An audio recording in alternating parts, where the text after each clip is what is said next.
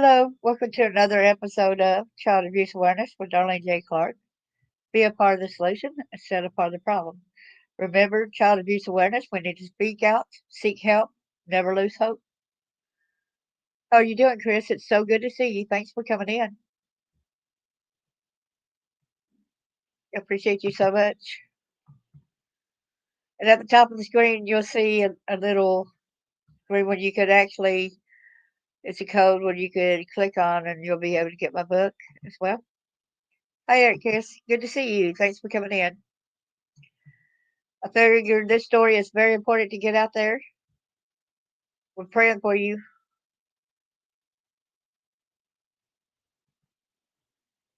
You got to remember about if a suspect, disclaimer, all defendants are presumed innocent until proven guilty.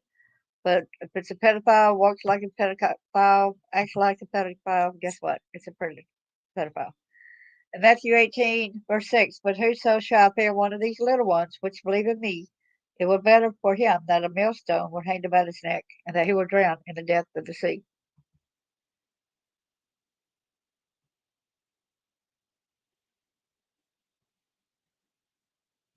Copyright disclaimer under Section 107 of the Copyright Act of 1976.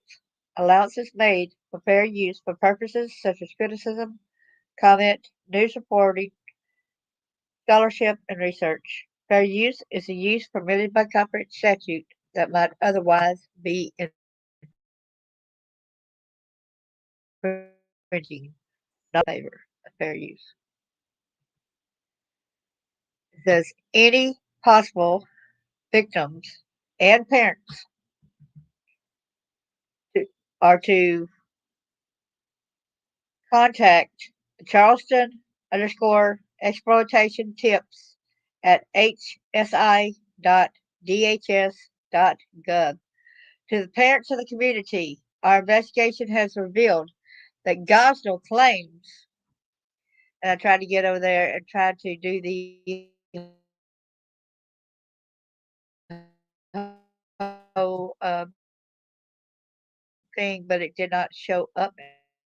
And to come forward, contact that Charleston underscore exploitation tips at hsi.dhs.gov.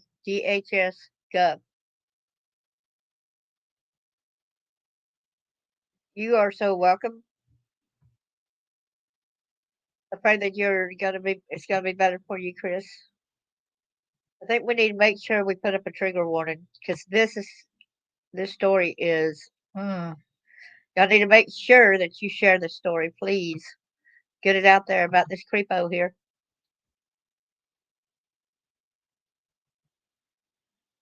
I'm gonna share the screen now.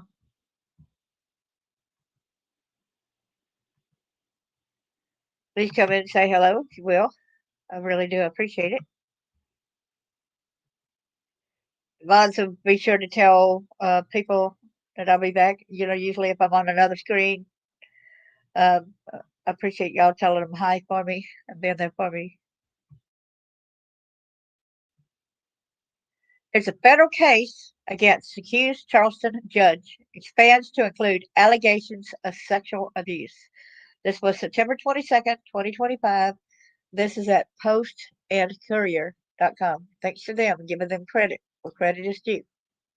Here is the sicko right here. This is Magistrate James B. Gosnell Jr. speaks to those in the court for the bond hearing of Seth Allen Gilbert William Carlson, Tuesday, May the 7th, 2024 in Charleston. I think any of his cases need looked at. I promise you. I think any and all cases that he has ever looked under with somebody that's sick and twisted like this, when y'all hear more of this story, y'all will understand why I am saying this, okay? Editor's note, reader discretion is advised. This story describes allegations of extreme child sexual abuse. A suspended county magistrate is accused of sexually abusing children in his West Ashley neighborhood and planning to travel to Florida to molest and allegedly kill an infant with another man, according to a new filing from federal prosecutors. James B. Gosnell Jr., 68, is expected to be charged with first-degree criminal sexual conduct with a minor in state court after federal investigators searched his phone and found lengthy telegram conversations he had with suspected pedophiles. In those conversations, he allegedly admitted to abusing children in his care, traveling internationally to molest children, and offering training to others. You guys, he's offering to train other people to abuse and molest children. Not just molest them, but rape them. According to a September 22nd filing by the U.S. Attorney's Office for South Carolina. If they do not give him the death penalty, oh boy. The conversations detailed the children that Gosnell had raped and abused and formed plans for Gosnell to travel to Florida in November to rape and potentially kill a very young child. All of this was done while he served as a judge for Charleston County. A detention hearing brief reads. Wow. Gosnell was set to appear for a federal detention hearing on September 22nd, but waived his hearing after federal prosecutors revealed the new allegations. Lionel Lofton, Gosnell's attorney, declined to comment after the canceled hearing. I would even look up Lionel Lofton to see what kind of person he is. And the most dangerous ones is the one we didn't know nothing about, too. The allegations prompted U.S. Attorney for South Carolina, P. Sterling, to appear in court and speak with reporters after. He implored any possible victims and parents of possible victims to contact them at Charleston underscore exploitation tips at hsi.dhs.gov. Here's the rest of this to the parents of the community. Our investigation has revealed that Gosnell claims to have abused very young children. If you have left your child alone with Gosnell, even letting him hold your child, please email the tip line, Sterling said. I stress, please reach out to this tip line. Gosnell previously held leadership roles in Boy Scouts and his local church. This is the reason why a lot of people don't go to church. There's so many people that are bad that goes to a church. They're saying that we're supposed to attend a church. But, who wants to go up there to possible pedophiles? Who wants to go up there when all these people are trying to teach you wrong things? Or they go ahead and just they let pedophiles in the church and your kids are around them. I know one church in particular here in Pulaski that I went to that had a pedophile that's on the sex offender registry. According to the Post and Courier's archives, court records and news accounts indicated he traveled in the same circles in the 1980s and 1990s as Scoutmaster Henry Paul, who was later convicted of possessing child sexual abuse material. What about that, Eric Kiss? Let me reread that again. Court records and news accounts indicate he traveled in the same circles in the 80s and 90s as Scoutmaster Henry Paul, who was later convicted of possessing child sexual abuse materials. Sterling declined to answer questions about how many victims they believe Gosnell may have had. Prosecutors indicated the charges against Gosnell would expand in federal court to include receipt of child pornography, distribution of child pornography, and transportation for criminal sexual activity. Federal Magistrate Judge Molly H. Cherry said a rescheduled hearing would be set within the next 10 days. If they got him out on probation, I am going to be one ticked off woman. Prosecutors described Gosnell as an inextricable spoke in the wheel in producing shared child sexual abuse imagery. Wow. You see the words right there? There's exactly the words right there. The inextricable spoke in the will. Note that, Charles Rogers, for this, okay? The bombshell allegations came a day after Lofton wrote in court filings that Gosnell's suspected possession of illicit sexual abuse material children was an isolated incident and that he had not abused any children. Bull crap! You got to go up there when they got the proof on his equipment. Excuse me. You are not going to have many people that's going to trust you if you support this pedophile. I promise you, nobody hardly will want to put you as a lawyer in their case. Investigators found the exchanges after a preliminary forensic search of a vast collection of electronic devices and paper records indicated otherwise, they wrote in the brief. Hours before Gosnell was set to appear in court, prosecutors accused Gosnell of being an inextricable spoke in the wheel of the child sex abuse material industry. Wow. Wow. So you know who he's got affiliations with without saying it, right? In one alleged telegram exchange, Gosnell shared a selfie he took with a 2-year-old, saying he had abused a child weeks earlier and called the child my my new little buddy. Called the child my new little buddy. Parent, if you know this child was doing this to your child, oh my gosh, I hope that you get arrested as well because you got to have clues. If he violated you in a way that threatened you, please come forward. He also allegedly sent another photo of himself holding a 2-week-old infant, saying he sexually abused the baby. 2-week-old. Wow, according to the federal filing. Crucially, in Gosnell's own words, he did more than possess a child's sexual abuse materials. As outlined above, he told another pedophile in great detail about his prior rape and abuse of infants, toddlers, and children. The brief reads. Excuse me. Wow.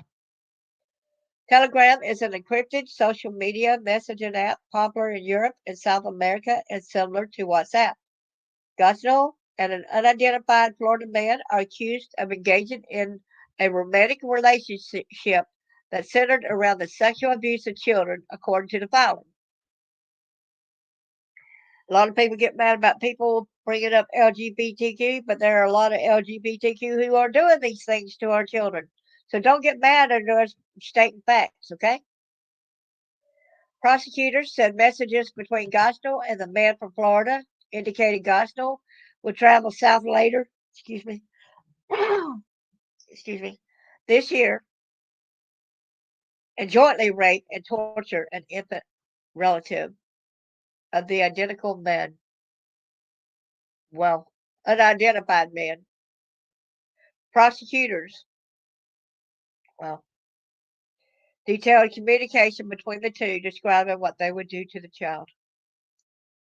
The two men exchanged illicit images of sexually abused children by mailing flash drives to each other, according to the brief.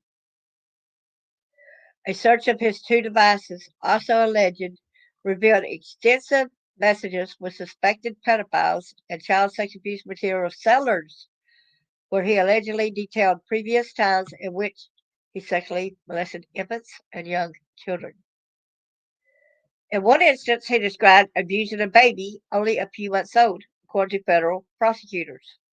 He also allegedly wrote that he had traveled to Puerto Vallarta in Mexico to pay to molest a 2-year-old and a 5-year-old. Taking a deep breath here. Investigators also found records of Zoom sessions with others in which he taught them the tricks of the trade. So he was on video chat teaching these people the tricks of the trade. So, did he have children right there that he exposed to these perpetrators when he was showing them and telling them the tricks of the trade? Agents with the U.S. Department of Homeland Security investigation seized 14 flash drives, 4 computers, 7 SD cards, 2 iPads, an iPhone, and numerous VHS tapes and CDs on September 16th when they raided Gosnell's home in West Ashley. Well, they don't do VHS tapes hardly anymore, so you know that he's been doing that a lot of years. They also found financial documents related to the alleged crimes in his judge's chambers, according to the brief. One flash drive contained hundreds of videos of children as young as infants, and a computer contained thousands of photos of related content, according to the brief. Gosnell held positions of trust and authority in Charleston for decades. This reminds me of that magistrate in Marietta, right? Over there in Georgia. Gosnell held positions, and he's a native Charlestonian with lifelong ties to the community in which he presided over as a judge, and is now accused of committing crimes within. He just got later in life, he's been doing it, so don't act like this is something new. He's been doing it, hiding it behind.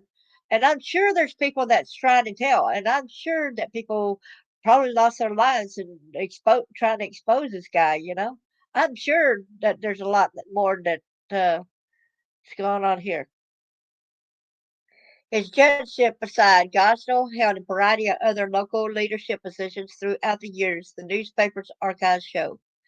In 1989, Gosnell was a deacon at St. Andrew's Presbyterian Church and later chaired the task force in charge of repairing more than $300,000 worth of damage that Hurricane Hugo caused to the Waco Road building.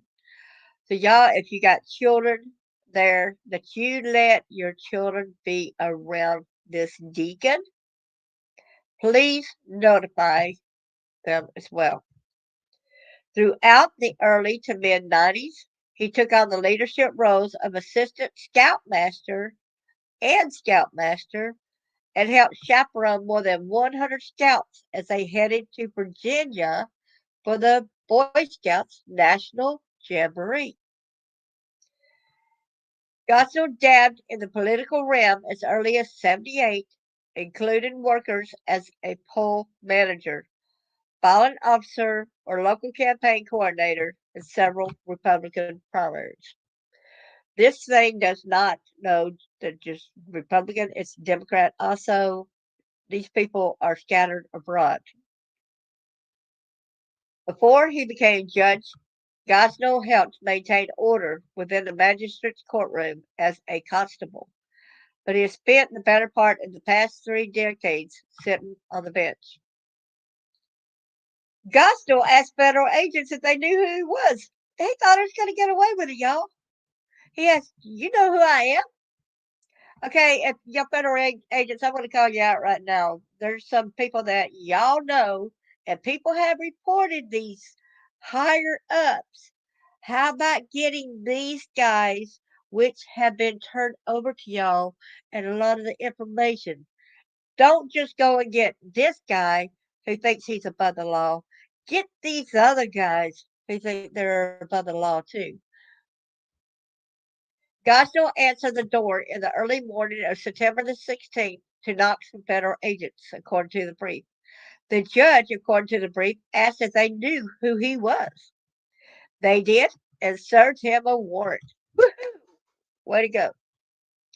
Prosecutors wrote Gosnell to confess to possession, attempting to purchase child sexual abuse materials and communicate with like-minded individuals on Telegram. So his judge says he never did anything, but right here says he confessed to possession, attempting to purchase child sexual abuse materials and came with like-minded individuals. Wow. When they asked if his collection included media and little babies, he said contained everything, according to the brief. Investigators eventually became aware of his suspected possession after PayPal flagged November 2024 transactions with a known United Kingdom seller of child sexual abuse material. A PayPal account and a credit and or debit card held in his name was used in purchases that later had holds placed on them, according to court records. South Carolina Supreme Court Justice John Kittredge suspended Gosnell from the bench hours after his arrest. Gosnell was first appointed to the bench in 1996. Prosecutors in the Ninth Circuit, Solicitor's Office, and the South Carolina Attorney General's Office are reviewing cases that previously went before the judge. I told you you need to do that. That's right. Magistrates in South Carolina are not required to hold law degrees. That's what I'm telling you about, Charles. That's what it's saying right here. Magistrates in South Carolina are not required to hold law degrees. You see that? Their selection starts with a nomination for local state senators, followed by confirmation by the governor and the full Senate. But they don't have law degrees. Why should they judge the cases if they don't have law degrees, right? Something is messed up in that analogy. In his role, Gosnell primarily presided over preliminary hearings for people accused of crimes in Charleston County. Gosnell would render judgments on whether police had probable cause to arrest and charge someone, sign off on search warrants, and decide whether recent arrestees could receive bail. He served as a chief magistrate for the county for about a decade. And also, I can imagine if somebody wants to keep somebody away, what is that kind of order saying that you want to keep somebody, you keep yourself safe and keep those people away from you? Like y'all had tried, my friends had tried, and that certain magistrate in Georgia would not adhere to it. Judge Michael McLaughlin.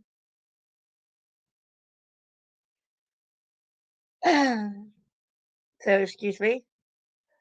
Let's see if there's going to be more. Let me see what y'all said right quick. Hey, Carly, good to see you. Yes, he confirmed. He absolutely confirmed it. Yes, a restraining order. That's right. I mean, so he's got the power whether or not to do a restraining order. So, did y'all look into the background of McLaughlin and see if he got in the same way too? It makes you wonder since this guy was a magistrate and didn't have to hold a law degree. Maybe check into what Georgia's doing, see if they did the same thing over there.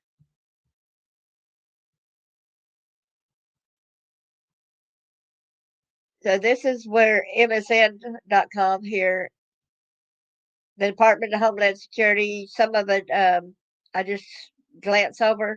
The U.S. Representative Nancy Mace is speaking out, praising prosecutors for their work and stressing the need for justice in a case that is shaking the low country. If y'all let this culprit out of jail, oh man, that is not justice. That's not justice at all. The only thing I would see as justice, I don't even think hold him in jail for the rest of his life. I don't think we should pay for him to get food and have shelter and a nice bed. But look what he did to the kids. Possibly even killed some of the kids. Okay, he deserves the same way. He needs a death penalty. I really strongly believe this is one of those cases. I couldn't even finish reading the press coverage of the allegations of what Judge Gosnell has done to infants as young as 2 months, May said. It's disgusting. Well, wasn't one that we read up that it was a couple weeks old um, earlier? Gosnell is accused of possessing child sex abuse material, charges that carry serious penalties if he is convicted. I've seen a lot of people that's had carried sexual abuse material, and they said serious penalties, and then they get bail, they get bond. Excuse me, it's supposed to be serious penalties, but a lot of people getting away with it. Forensic investigators found numerous instances of attempts to purchase and possess child sexual abuse material, including photos and videos. Federal prosecutors allege Gosnell communicated with other pedophiles and expressed romantic interest in abusing children. Romantic. You cannot tell me that it's up to a child, like some of y'all say, it's up to a child whether or not he wants to do that. A child, no, get real. Get real. Protect your children, people.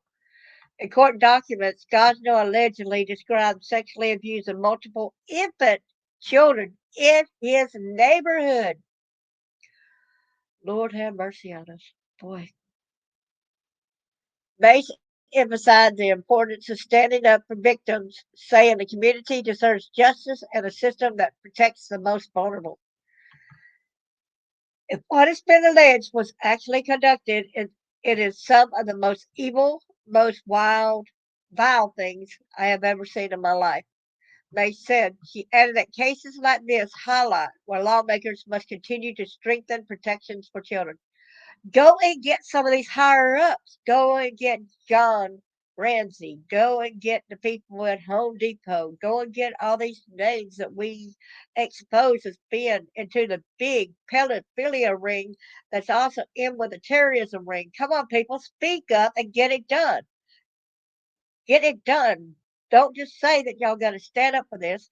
Get it done and protect us all.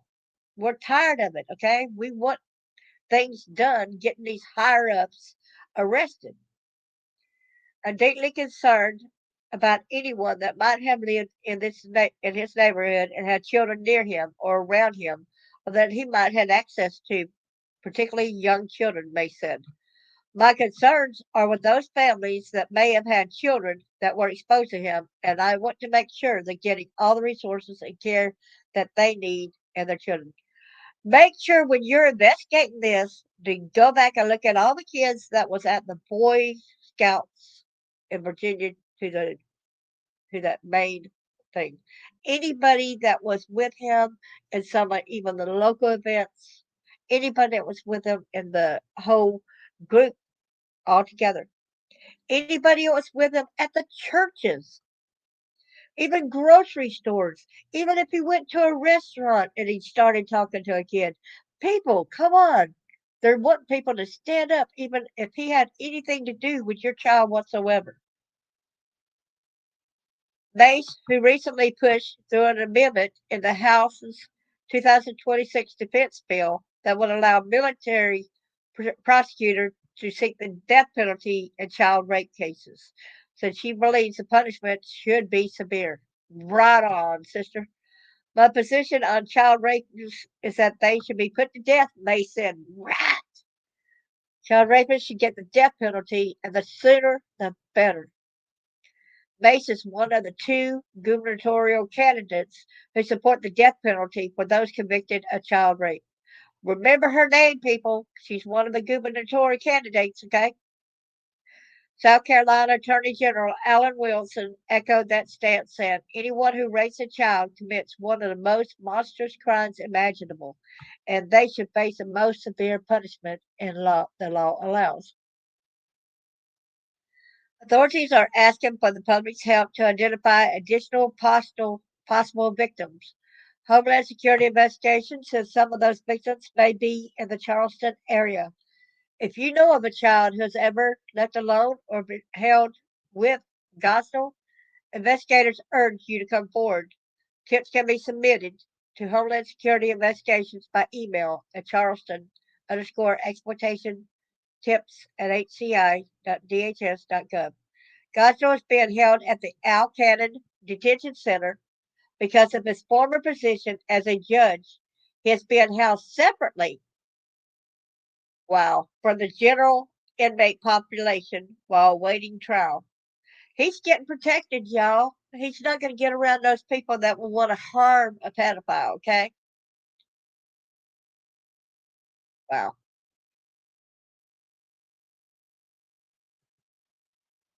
Okay, so here's where, see if there's anything new. Here's actually how he looks like that when he's not in the judge's uniform right here. He was uh, he was taken into custody Tuesday and scheduled to be arraigned Wednesday, but he went ahead and said, you know, we're waiving it, right?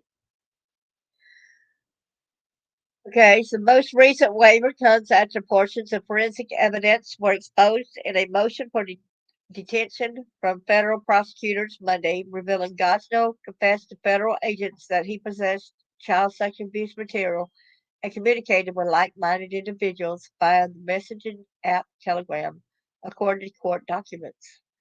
Through these Telegram conversations, U.S. Attorney says Gosnell revealed he raped and abused children numerous times. Gosnell will remain in custody at the Sheriff Alcannon Detention Center under U.S. Marshal purview until next steps in the case become clear. This is a developing story and may be updated. Let's see if there's anything right here. It's basically the same thing here, but okay. The newly established tip line comes after court documents provided far-reaching context into the alleged sexual crimes of Gosnell, who has presided over hundreds of proceedings, including the bond hearing for convicted mass killer Dylan Roof.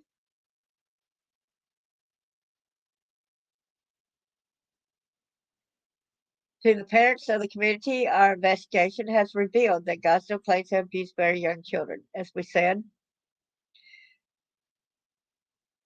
if you let your child alone with the Gosnell, even let him hold your child, please email the tip line, which we set up.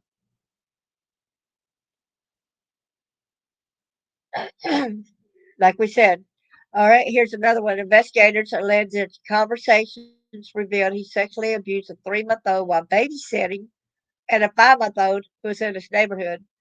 Additionally, investigators claim that he sent a selfie that also included a 2-year-old child accompanied by the message, "My new buddy."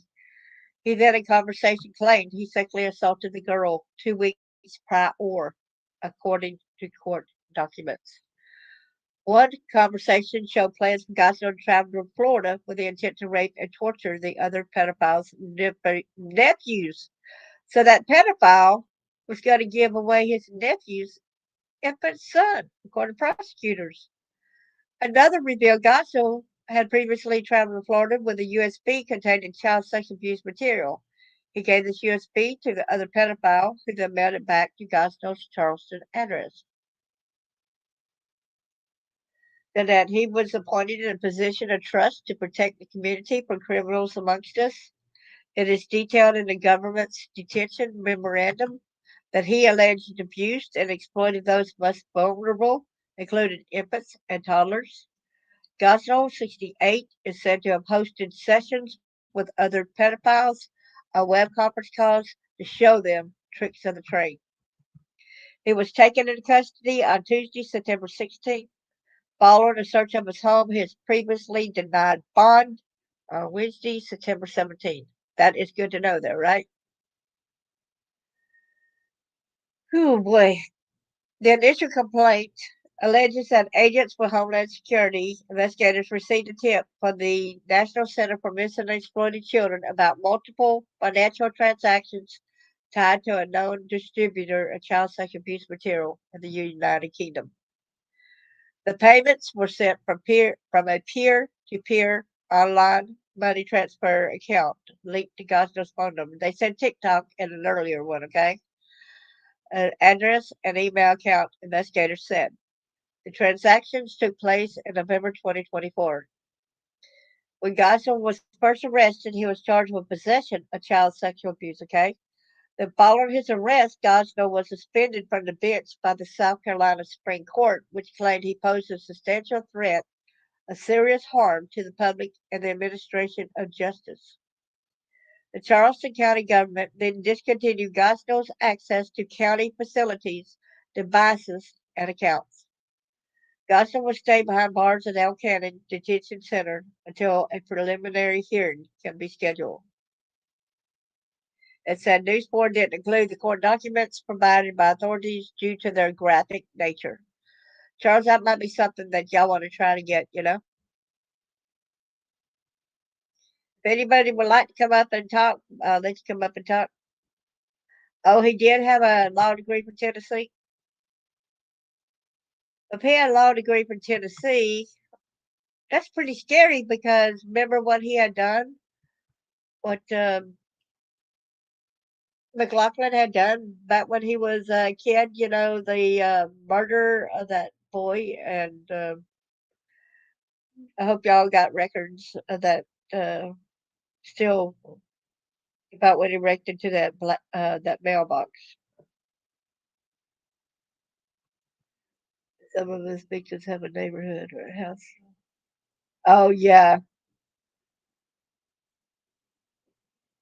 anymore due to these. Exactly. These in power. That's what the frustration is. People in power that really take control.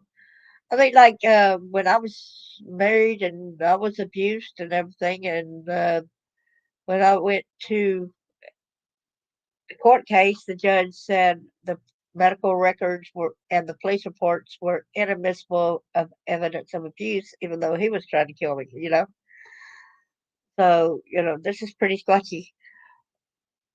Yeah. Would you like to come up here and say anything, Eric? Can we give you the link?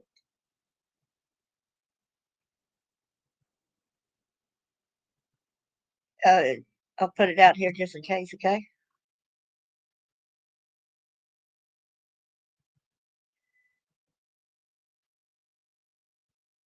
Try to paste it. Okay. So there's a link if you want to come on up here. Or if anybody that's here wants to come up here and discuss.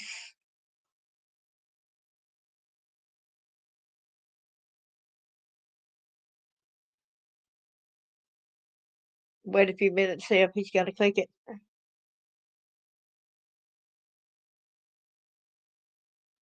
But I think this judge is, oh man, he's got to have ties to some of these others. Oh, you don't have, yeah. I would have liked to, when you get a new mic, maybe you could get you a headset sometimes, and the headset's got a built-in mic, Chris.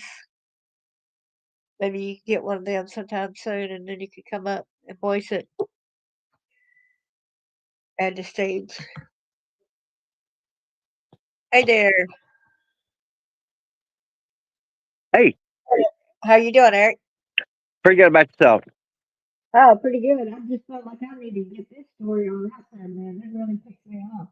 Yeah, it's really truly uh, a travesty to hear that you wouldn't think that a judge, somebody that sits on a bench, would be doing things like this, but it's popping up everywhere. But It's me, starting but to be, me and you, but me and you already know that, but some of these other people might not know that. yeah, it takes time for you have to give people enough time to wake up. Number one, it takes time to wake up and to come to the realization. And then number two, the other thing is that the victims that are involved, it takes them time as well, time to heal, time to come to terms with, but Right. also the time to seek justice and get that true justice. That takes time as well. If you well know the DOJ was weaponized. We was watching the Senate committee hearings today in Washington, where you have, you know, five senators whose phones were tapped and they were being investigated by the FBI, which was weaponized because of the, the cabinet that was in place. Exactly. Weaponized against the people, weaponized against victims, weaponized against witnesses. Uh, you know, Yeah. And I know that my phone's tapped at times too because there's a background noise. And I was talking to somebody on the phone a couple of days ago, had a big argument, and I was hearing them. I heard a bird in there, and I know he was sitting on a porch or something, but there were no birds. He said it was coming down raining, right? So Yeah, I started recording conversation, and I could hear birds in the background. And he thought that I was really just hearing things, but I recorded it and I got it on my phone. The recording that you could hear the birds clearly in the background. So sure, whoever was listening to them, it was sunshiny and there were birds around. of course, of Well, course. either that or the guy that was listening in, his GPS could have been chirping too. Yeah. Yeah, this is yeah. The main But thing this that was actually that's a certain when you're sitting outside and that certain bird sounds that that it was not the that it's real birds, okay, not the real church. So I really believe it's real birds.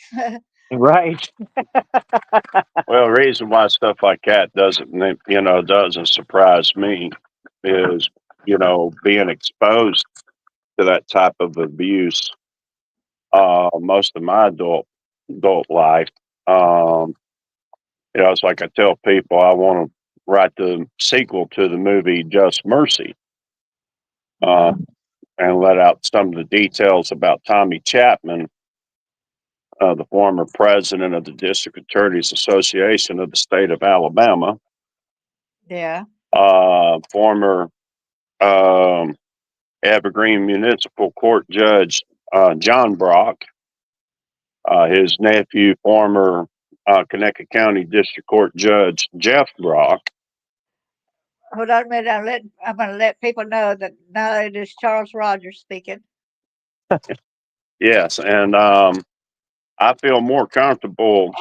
It's less painful to write a story about that when you do the research, the shenanigans that you know uh, John Brock got tied in down there in Castleberry, Alabama, um, when this multimillionaire passed away, and they couldn't find the heir to his estate, and John couldn't get um, Rogine Booker, who was the probate judge of Connecticut County at that time, to sign off on um, distribution of the estate. So he goes to the next county down to Covington County, and Terry Phillips, who was the probate judge down there, signed off on it.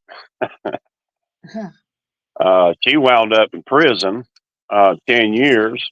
John on probation for like 7, 8 years because he snitched on her, testified against her. And so she had to serve 10 years in prison. And he managed to get off probation early and got reinstated as an attorney.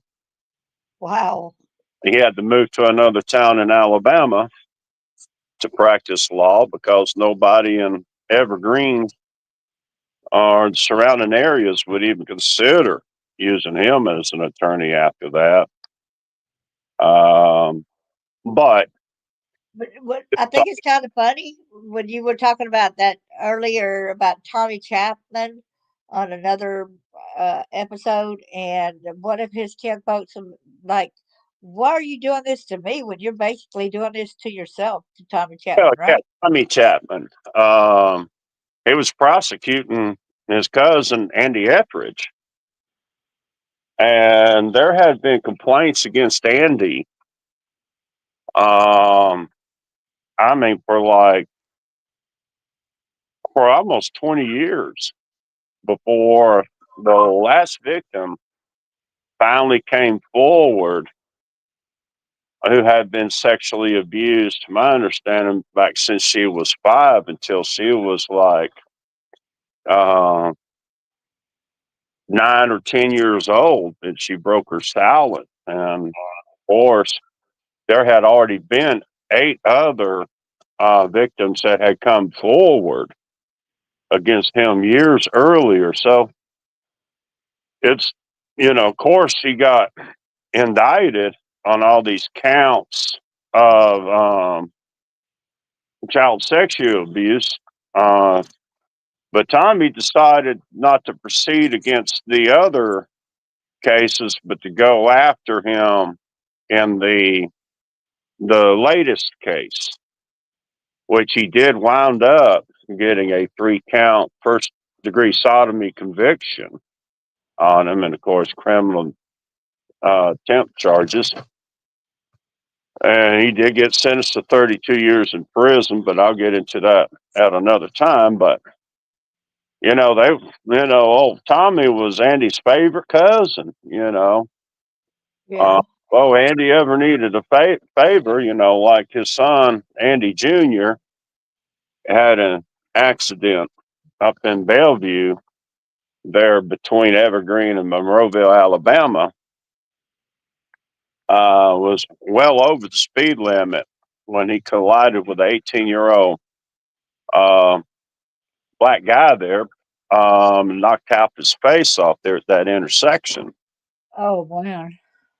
And they said he didn't try to slow down; he sped up when he hit that Wow. kid. I knew some of his family because they were clients of mine with Electrolux, and it was really bad that kid lost his life the way he did because it didn't kill him immediately. It's the torture. Yeah, it was like a torture when he died. Like it's not knocked half his face off. So basically, he never had to pay for that crime. Um, they were trying to wiggle him out because Tommy, even though he was the native of Conecuh County was part of the Monroe Judicial Circuit. And you remember when you see the movie Just Mercy, how he went into the McMillan case and tried to keep him on death row after knowing he was innocent. You get a pretty good understanding of the profile of Tommy Chapman Moore and his prejudicial issues with people of color. Uh, Real arrogant when you see the movie about how he was still going to proceed and putting Walter McMillan to death. And this guy was actually having a fish fry at his house whenever the homicide that he got convicted of was committed. And so it was a corrupt investigation from the beginning, and they knew that McMillan was innocent, and they still charged him, and they still wound up convicting him. And but finally, he got a you know new attorney fresh out of college that was ready to go in with the Innocence Project and represent him pro bono. And he succeeded in getting him released from prison. And, it's a very intriguing story when you look at it. But when Tommy was sitting there prosecuting Andy, they're sitting there in the courtroom. Andy's sitting in his wheelchair because he was paraplegic from a accident he had back in '91, if I remember correctly. It didn't completely paralyze him, but it broke up his back enough that it too painful for him to walk, so he would use a wheelchair to get around. Oh wow. And so he's sitting at the defendant's table. He's sitting there watching Tommy, you know, uh, cross-examine the witnesses and present the evidence, and it finally occurs to Andy that he's about to get convicted. His favorite cousin is about to convict this buddy. So he gets mad and he just blares out in the courtroom. Cuz why you even prosecute me when you're guilty of committing the same thing yourself? And everybody in the courtroom were like, oh. And I some thought. people, I thought. with him being related, that he shouldn't have been able to prosecute a case. You know what I'm saying? Since there's familiar, family. You know what I'm saying? Well, the Uh, irony is he was still the DA in 2011 right. when I met with the feds over there at Ken's Corner Grill in Smyrna. There in, if I remember correctly, it was in June of 2011. You talking about Smyrna in Tennessee or Smyrna where? Smyrna, Georgia. Okay. I just knew it was Smyrna in Tennessee. I didn't know. Oh, yeah, Smyrna's part of Cobb County. It's just it borders with Marietta and the community of Vinings, where the Home Depot corporate headquarters is located. Okay, Right. yeah.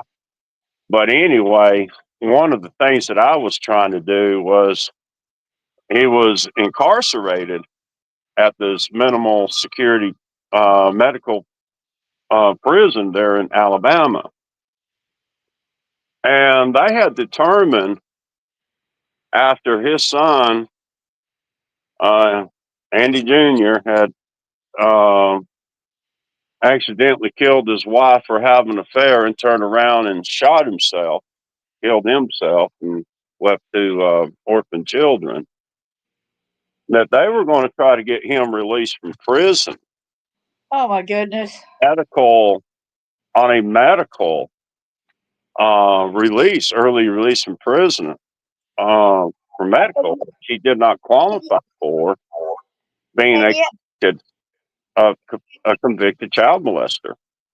yeah, that's what I'm saying. That we're going to let this convicted child molester out to take care of his uh, family. Even though he's a convicted sex offender.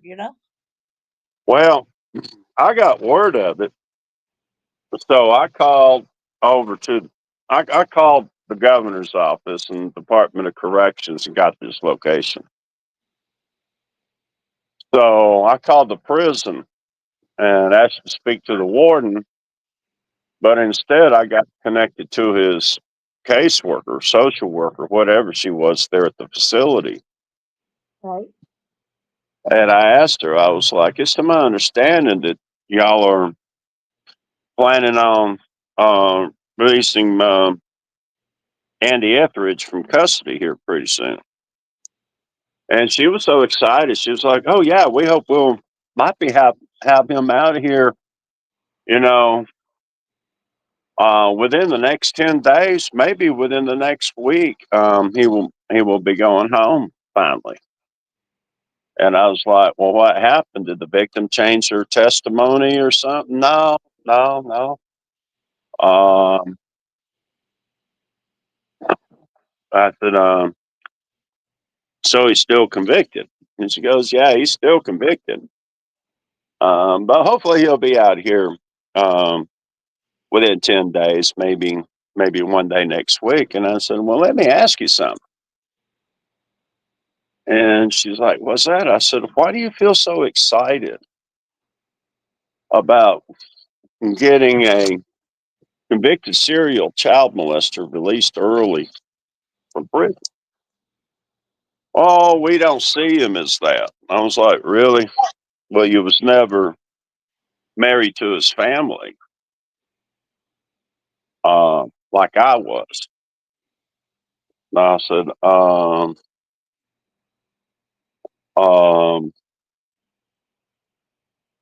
and I'm like, do you think I'm just going to sit here and allow him just to roll out of prison in that wheelchair of his? And she goes, well, I just don't think there's a whole lot you can do about it. I was like, lady, Oh, you oh. just don't know who you got on the phone. You don't know it. That was a challenge to you right there. Like, okay, I'm up for the Well, challenge here. I raised my hand. I volunteer. and she goes, who are you? I said, well, I'll give you a hint. Um, I work in counter child trafficking, but I'll call you next week and I'll ask you if he's released then or not. Um, so I contacted governor's office, who was Bentley at the time, Governor Bentley. Uh, Yes. um, and Yeah, believe it I or can't not, remember. Tommy I, was pulling some strings to help get him out from the family's pressure. Tommy get him out and all that. So Tommy was up there trying to help get his cousin out on a early medical release that he did not qualify for. that's stupid, man. You want to let a And predator out? I went over to Craigslist, to Birmingham. That way, maybe my ex would see it. And I did a Joe Walsh type plea. I'd laid out the case pretty much to where the other victims had come forward. There was other victims that he wasn't prosecuted for. How how Tommy convicted him, and how they were trying to get him released from prison on an early medical release, which he did not qualify for. I Right. provided the number of Governor Bentley's office. I provided the phone number of the Department of Corrections, the phone number of Tommy Chapman's office. I can imagine all the people that called in with angry. Well, the irony of it was defendthechildren.org. It was based out of Sweden at that time, that put out the information internationally about child abuse in general, including child trafficking and the whole 9 yards. Wow. Thank Um, you, Sweden. they and they did their little inquiry investigation of themselves, and come to find out that everything that I had stated was correct and true. So they ran it on their website out of Sweden. So you had all your world leaders.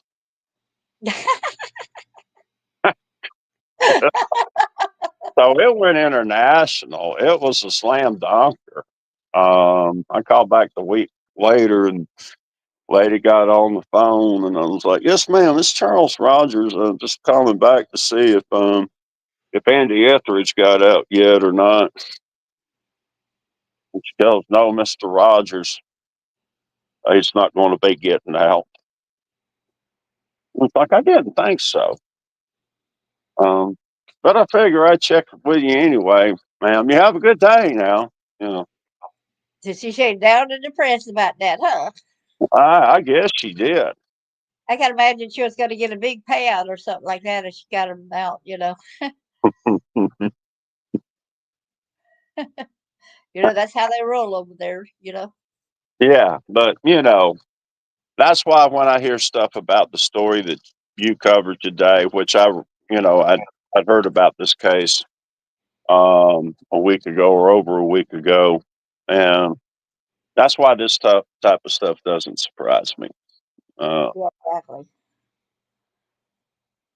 because if I always told people it's bad enough having to write the reports on the stuff in Atlanta and Murphy, but this story about the shenanigans, between Chapman and Brox and all of them, I think I might feel a whole lot more comfortable and write a whole lot more entertaining story uh, out of that than I could imagine out of the terrorism case.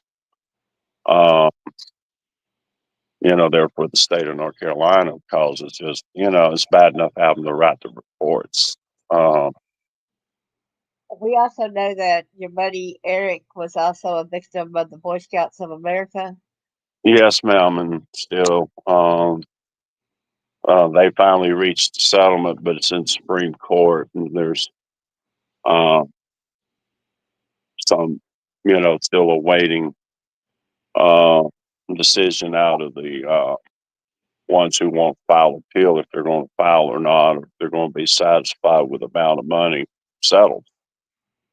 So that's what we're waiting on. Well, did he ever have to go to Virginia to that certain thing that was for a big get together there with the Boy Scouts?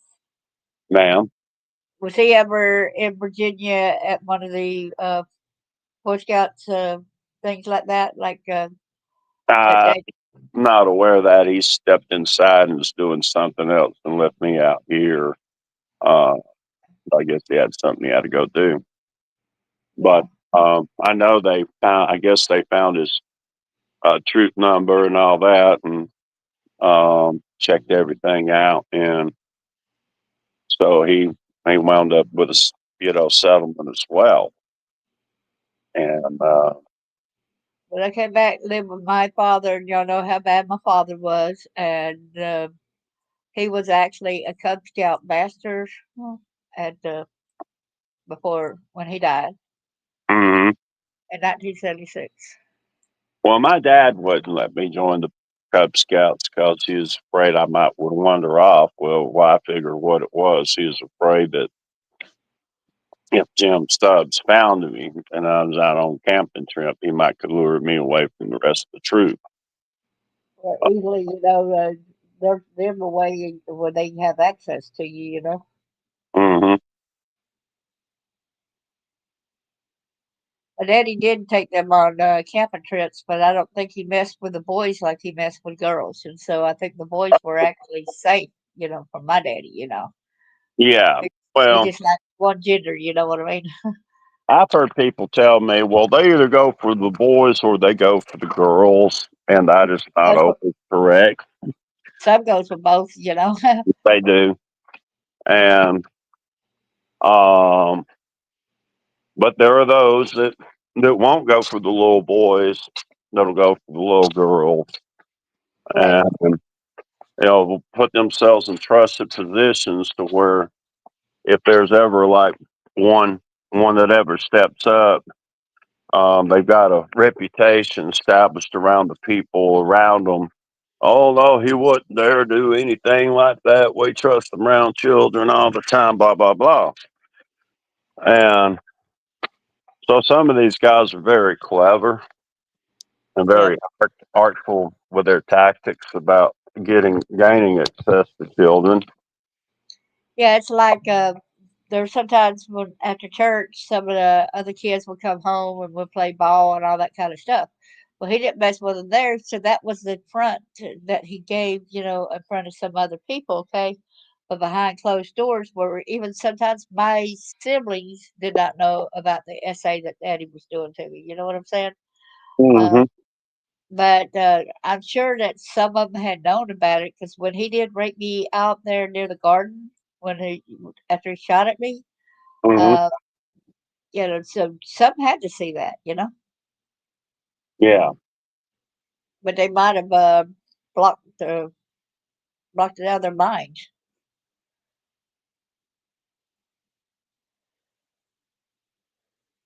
But I think it's funny. My brother had a stepbrother, and then once he got kids himself, he had one kid, which was a girl, and brought him around my stepmom just once or twice, and then the rest of the years that they stopped, and then I realized, that, hey, that's to protect his kids. So he was knowing something. You know what I mean? Hmm.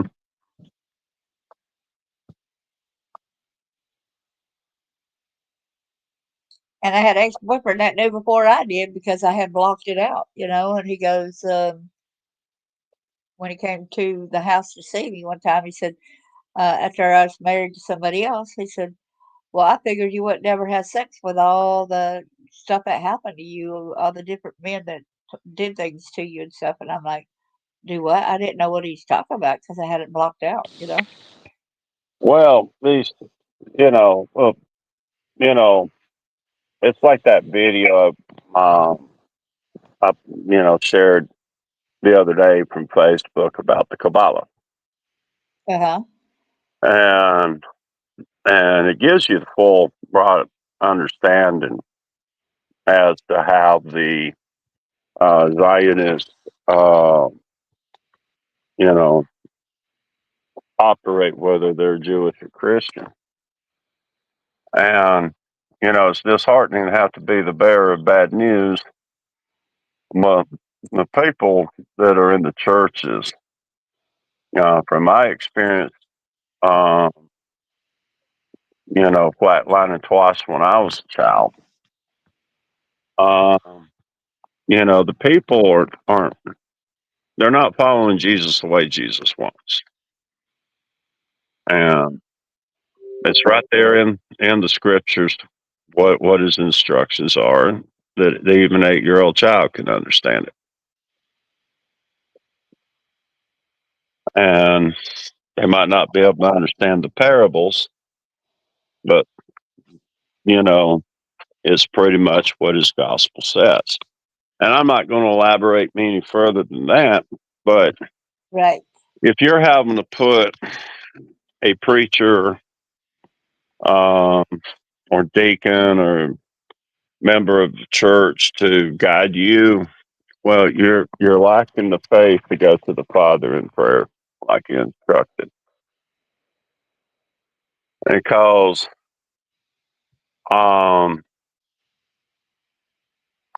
there are just so many of these people out in the world that you can't go out and just be yourself and you know and try to be friendly, encourage around children, because people just don't know whether you're one of them or not. Exactly. So my thing has always been, you know, be uncle figure to children, wasn't even blood kin, but they didn't have to worry about me putting my hands on them in an appropriate manner. Right. Um, you know, That's uh, why I question a lot about who I really am, because like I said, I don't really think that that's my family. mm, well, that's another thing I always found handy when you wear a large leather duster, um, um, and you are around children, and one has to do something that has to hide, change clothes, or something. You can back up to them, look the other way, and put out the coat to where they can change and do their thing. Keep an eye out when there's people that use those trench coats for bad things. Oh But I yeah.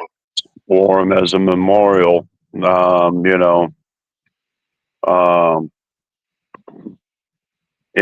to the school shootings and stuff like that, out there in Colorado. Uh, I guess is my reason for wearing trench coats, because counterterrorism and counter child trafficking. Right. So, um, And can you tell them again what you want to get started in every state that you wish people would do? well, I think every community right now, needs and deserves a coalition for children, just to where the people that are having issues with their local and state governments can also come and meet, because we're in a crisis. Um, we have some children. It's a revolving door for child sex trafficking. They get rescued, from one creek, and they wind up back in, um, foster care, child protective services, and they wind up in the hands of another creep. And that's what Rick White, everybody knows as Richard Jewell, because I'll always honor my friend and colleague, uh, by his birth name, like he would expect today if he were still alive. Right. But Rick, um, he didn't suffer sexual abuse. He really didn't suffer that much physical abuse from his stepdad, who adopted him, but his mother was abused. And so He did not want to be known as Richard Jewell. He wanted to go back to his birth name of Rick White. And uh, this is the type of stuff we were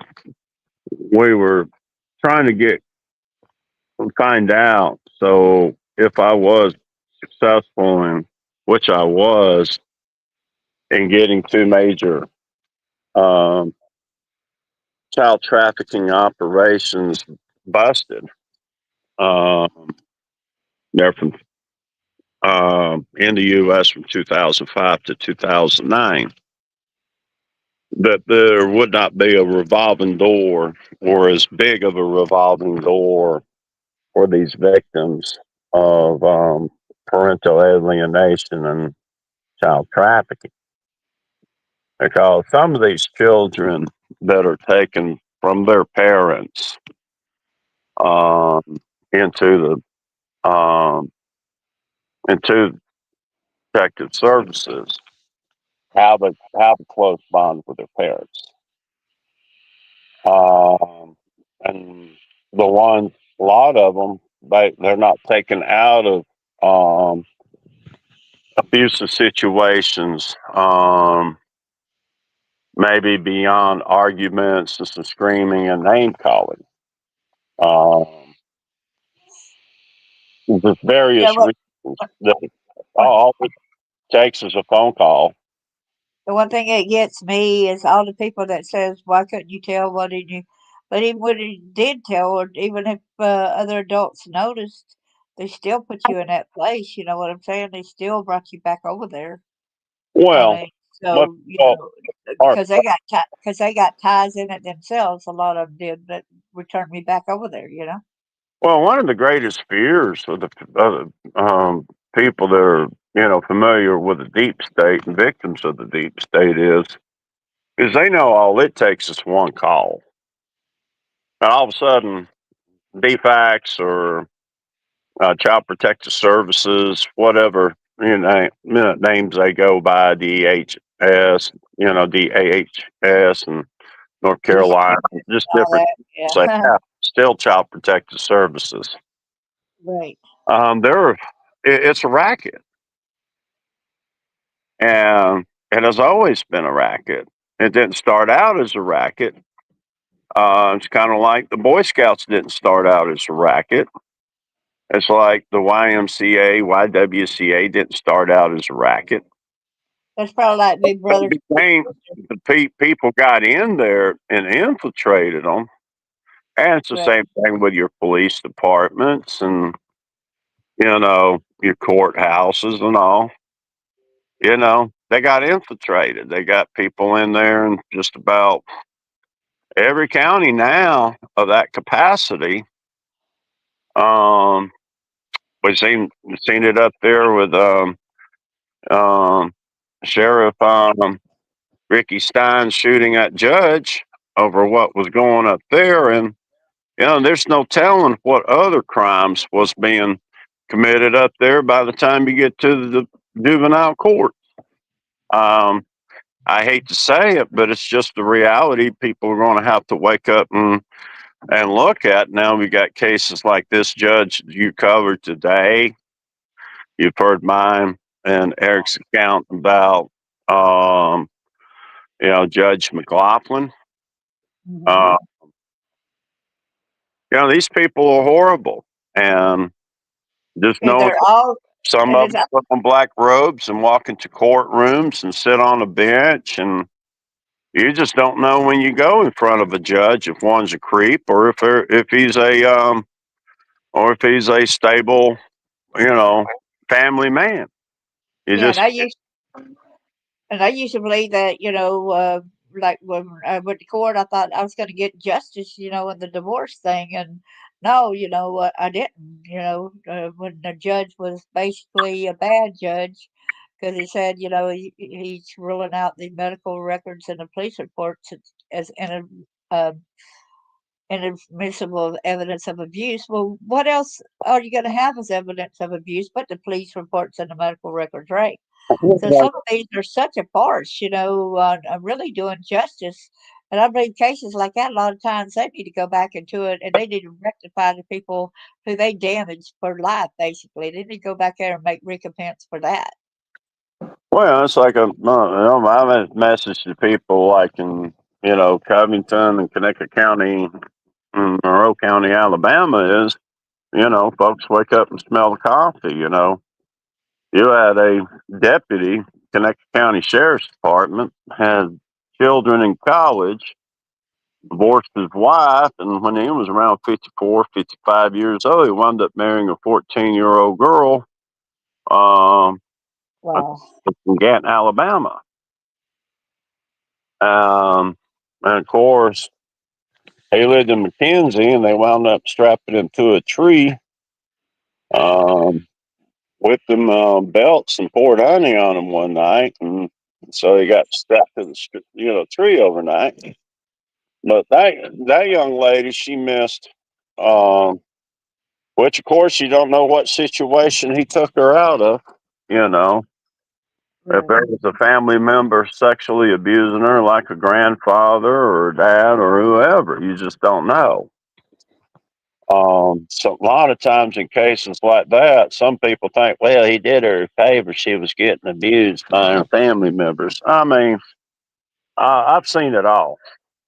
I Um, know that I know that one of the students at school got predated by the coach, one of the coaches, and I complained about it years later to one of the teachers, and she goes, "Well, at least he married her. He divorced his wife and married her." I said, "Excuse me, what makes that better that he had, raped and all that girl, and then when her got pregnant, and he divorced his wife and left his whole family behind, and so, you think that makes it right, for a kid have to put up with having to quit school because the coach impregnated her?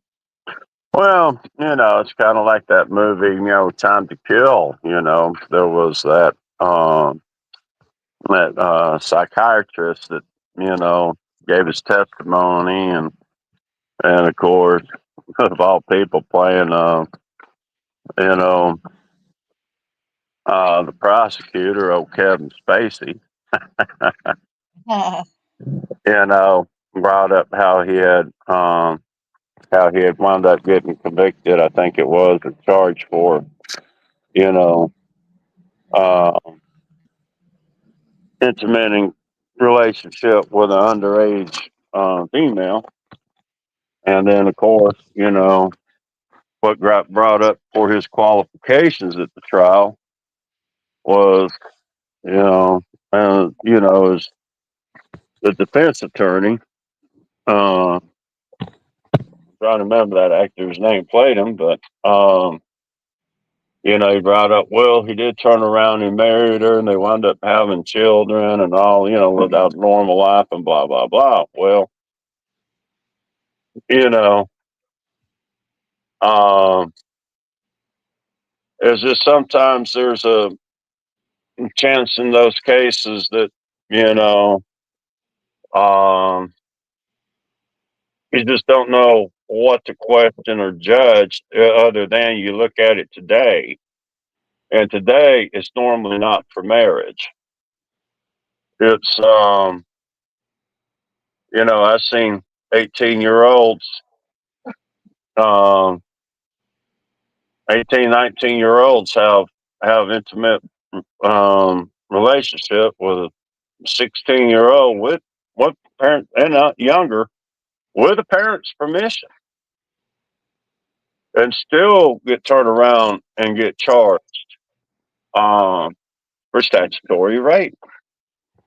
Because they kicked off the parents.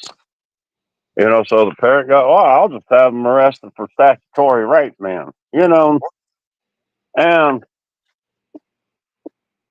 that's the reason why they have the laws the way they did was the parents are supposed to make the determination, but we're not in the 19th century where the lifespan was a lot less and where parents would marry off And their daughter's as young as 12 years of age. If we're ever going to move to a higher standard of technology and living, we're supposed to, move to a higher standards as a society, or just morally bankrupt like we have almost done as a nation. Yeah, and one of the podcasts I did that showed about where the youngest kids having babies, and you would not believe it, that was age 5 years old, and Uh, there were 6-year olds, and but yeah, when I they was get prepubescent early, when I was in the eighth grade, there was a couple of girls in my class that was already married. You know, Really? there when I was in ninth grade, I went to school with girls whose boyfriends were in college.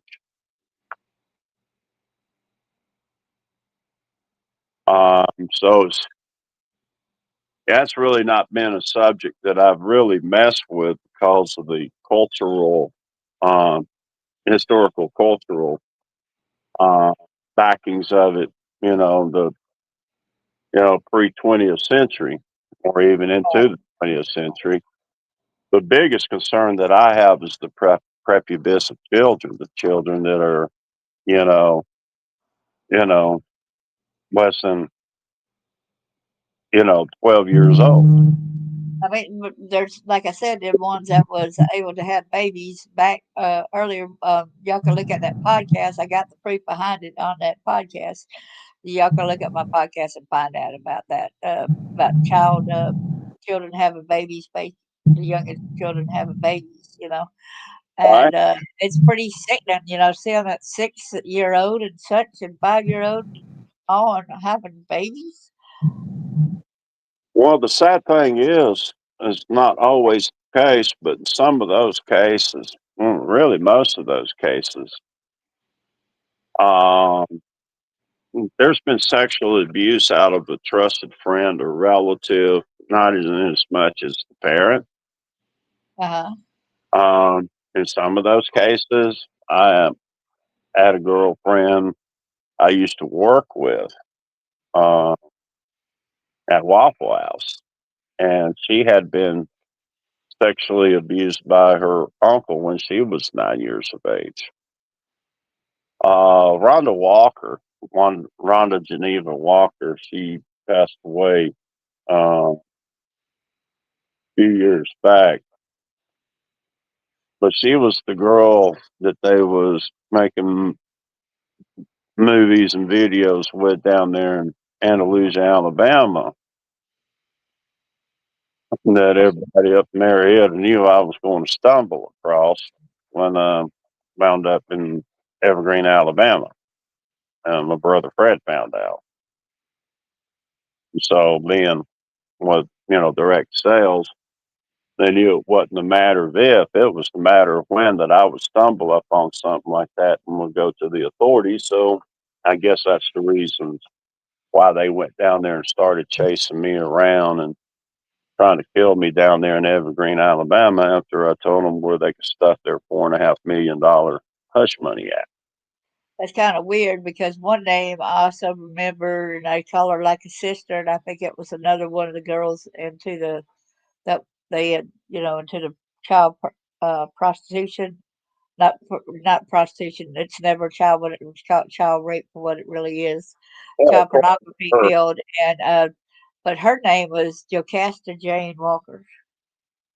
according to her, she, uh, her uncle Orbadine was the one who got her um, sexually active. Uh, her her grandfather worked for the sanitation department, if I remember correctly, there in Andalusia. They called him One Eyed Walker because he had a tumor removed from the right side of his head. It looked like somebody had crushed him in the head with a pipe. Oh wow. And he wore these big old thick bifocal glasses. And here she was with some of her cousins and siblings living with him and his wife. Okay. Uh-huh. Uh, while their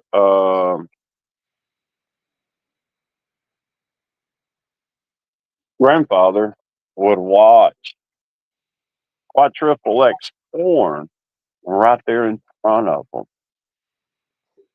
And Disgusting. these children were as young as 7 years old. So I've seen some of the They work, were Arabian groomed then. and she wound up marrying Ray Henry when she turned 14, because supposedly she was pregnant, but she wasn't pregnant. Now she did wound up having a son by him, but that's it's sad to see children coming up that way, because she was a she was a very attractive looking blue eyed blonde girl. You know, she had a shot at life without being brought up that way to make something of herself. She could have done well in business, modeling, acting. And it's sad when you see so many children with one of those that appearance and um, attractiveness about them, that they could grow up and you know be somebody's beautiful wife. Having their children, and you know not out there strung out on drugs, and until it causes them to die at an early age, because Right. that's what happened in her case. Uh, like I said, I can. There's it's less painful to write about the shenanigans there in Alabama um, that I witnessed um, before going to, well, actually before and after going to Murphy, North Carolina, and having to shut down that terrorist operation. Well, thank you for that. And but John Brock, he was my ex's attorney during the divorce. He was a municipal judge, so they multi-million-dollar estate over there in Castleberry, uh, that the man supposedly didn't have any heirs to. Right. His niece finally came to town one day to check on her uncle's estate, and come to find out that a couple of judges down along Castleberry had squandered off her uncle's estate. Wow. Now, John, he married into money. His wife was native there of Evergreen, and she had a lot of money. So she was actually able to help bail him out. Now, poor Sherry, I knew Sherry Phillips. She got along good with Miss Phillips, and she was probate judge of Covington County. And she was actually one of my clients. Uh, uh, she went and bought her a big old fancy diamond ring and fur coat, and new car, and people in town got to talking and wondering, you know, oh, where did this judge come up with all this? Look at her now; she's coming some money from somewhere. And so when that young lady came to town asking about her uncle's estate, uh, they had to go in and investigate, and turned around and indicted both John and Sherry. Now, John, I imagine he's too old to be practicing law now. He's probably retired. Uh-huh. but he was still practicing law. It was immediately removed as judge. So people would be going to court that he was their circuit defender. And they'd get in court with him, and he'd be standing there in front of the judge, normally either his nephew or Sam Wells. And Jeff Rock was his nephew. So another one of his nephews is sheriff of Connecticut County now Wow.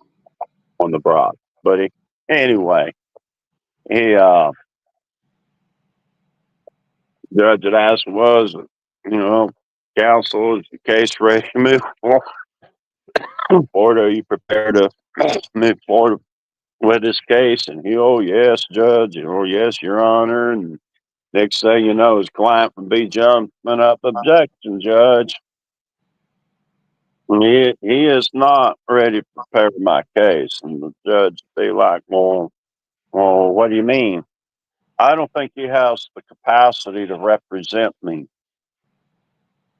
And judge go, well, he's a qualified, licensed professional attorney, and has quite the capacity to represent you, unless you have some other type of proof. And they'd be like, well, yeah, he can't even keep himself out of the pickle himself. Okay, I think that's proof. I think that's proof enough right there. He's been charged with this, this, and this. And the judges, they would have to relieve him from their cases. So nobody wanted him. And of course, he got his license back to practice law. And I guess I'll find out what little town he moved to where he could pick him up some more clients. Uh, but rumors were that Tommy, he liked his girls around 9, 10 years old. Sick. Andy. Now there was, I don't know if it was him or somebody else that was rounded up by Sheriff Chris Halsey there during the Lantern Project there in 2005 after the conviction of Eric Rudolph. Well, just after he was just think right before he was picked up, Sheriff Halsey went in there and he did a roundup of him. He walked into Tommy's office one morning or one afternoon and sat down in his office and he said, Tommy, we got a problem. And yeah, Tracy Halsey, my bad. And Tommy was like, what's that? He goes, well, it's such of a small, densely populated area. We've got too many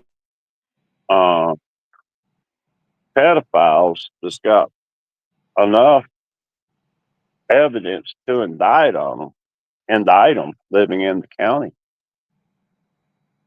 There's some out here with complaints from over 10 years ago and enough witnesses and evidence to charge them and convict them.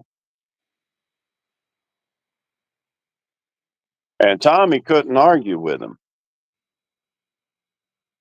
And Tracy kind of did me a favor when he did that because I got him hired on at the Evergreen Police Department because I knew the police chief and some of the officers over there.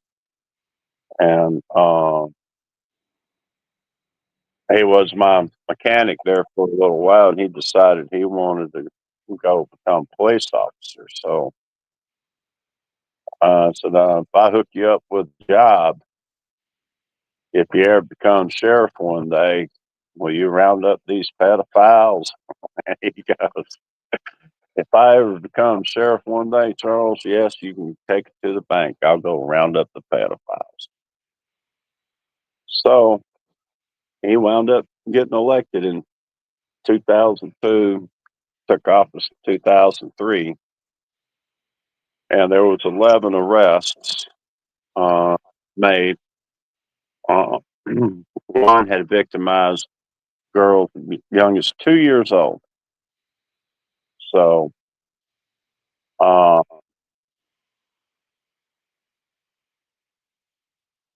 and that was the Lantern Project, and so that can be Google searched, and you can get the names of the ones that he arrested during that project. And Andy Etheridge was one of them. He really wanted Andy, so he got Andy, and he got to sit there and watch Tommy Chapman convict him.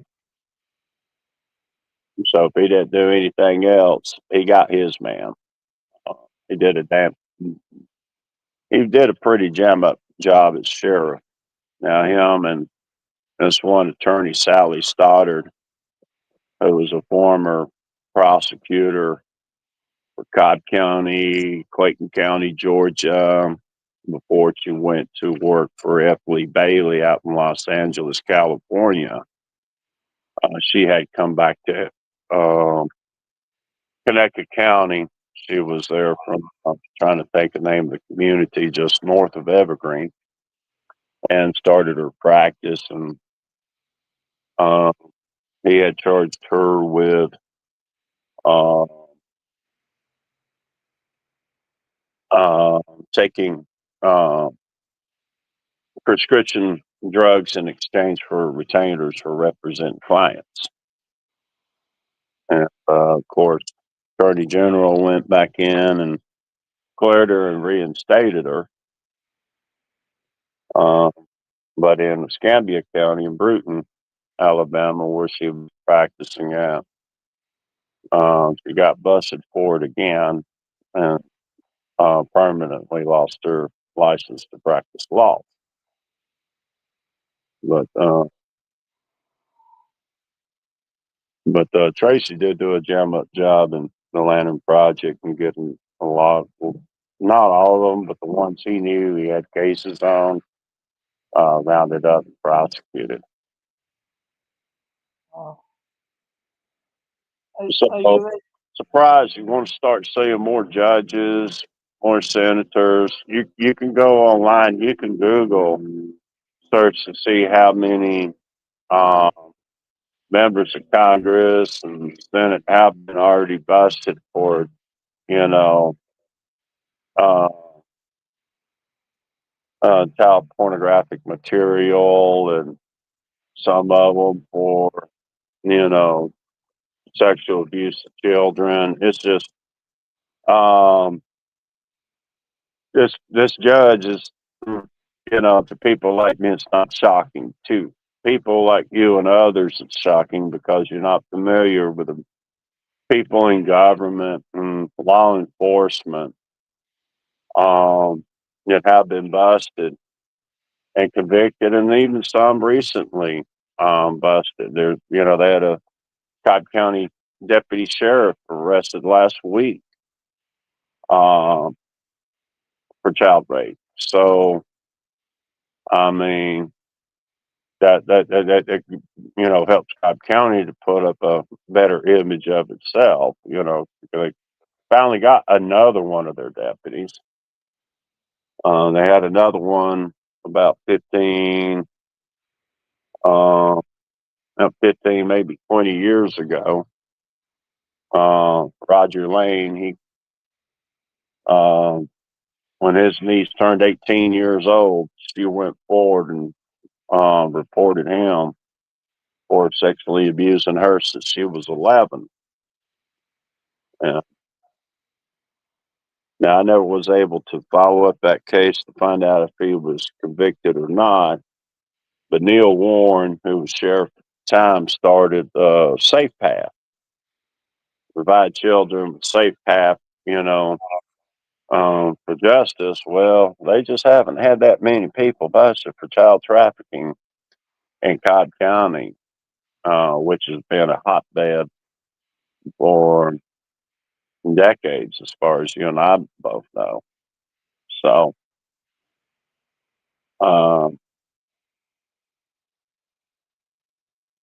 that's why I don't have a whole lot of confidence in Cobb County. There's no telling how many of those judges over there are like Mike McLaughlin. How many of those prosecutors over there are like Grady Moore? How many of those investigators over there at the DA's office are like Joe Pugh? You know, that's a sad thing to say about my native county where I was born in, but that's just the reality I have to face. And this is possibly about to be a reality that a lot of Americans are going to have to face once they wake up and smell the coffee and find out what's actually going over in courthouses. Because the way it appears right now, there's being more crimes committed in courthouses than what's being committed on the streets at night by the criminals. Right. So, It's true. but anyway, appreciate the video. I got to get over here and get some other stuff shaken. Um, I'm still working on cases in court, so I'm glad to be on your show again. Thought it was going to be brief, but um, Well, I I hope it appreciate I helps wake appreciate a lot of people up. I appreciate you coming in, because it hit so hard how close this is to what happened, what you was talking about, what happened there. You know what I'm saying? With Hmm. this is added proof that this is going on. Well, yeah, corruption is corruption. It's just what level of corruption that you're dealing with in your local county and municipality. Uh, you know, you just don't know until you have an inquiring mind. I Right. didn't have an inquiring mind. I just stumbled over it. So, uh, Yeah. if to me, if Like one child's not safe, no child is safe. I Uh, mean, it's like I just got thrown into it myself. It ain't something I had just willingly went into. You know what I'm saying? So a mhm. lot of it's just thrown into it, and it's like you could be do drugs and all this other kind of stuff. You got stuff you'll make your life worse, or once you get out of that kind of thing, why don't you use what happened to you to help other people? That's what that needs to be done. Well, yeah, that's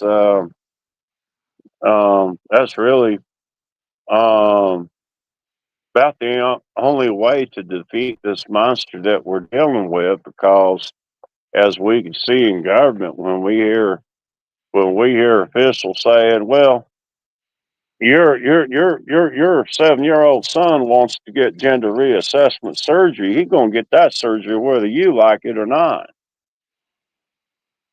Okay, now that's not what the American taxpayers deserve when it comes to government.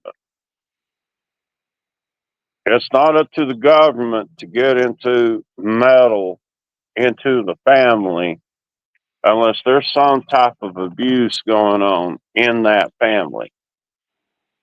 It's Mm. up to the government to go out and indoctrinate children and take our taxpaying dollars and do what the Bathhouse Berry administration did and have story time with the drag queen. If anything, story time with a hero.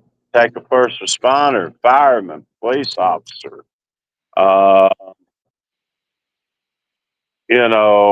military veterans, uh, active military, go in there and have a story time with those children. You know, uh, Exactly. anything, but somebody that is not family oriented, because children, they're part of a family. And, we're supposed, if your family unit's going to bond, you don't need any outside sources trying to interrupt it. And if they're getting that in the public school system, which we know damn good and well they are, there's only so much people like myself can do about it unless there's a large percentage of the population that's ready to stand with me on anything. Yeah. And, uh, I think you got to have some more people than you realize, like over there in North Carolina. But people are really chicken because all these high profile people that are involved in this, it's dangerous to a lot of our people. But if we bond together, yeah, and stand up with this, it's going to help us to fight it better, you know? well, the best way to stand right now is, really to stand up against the juvenile court system and its design because it's dictated. It's a dictatorship. Right.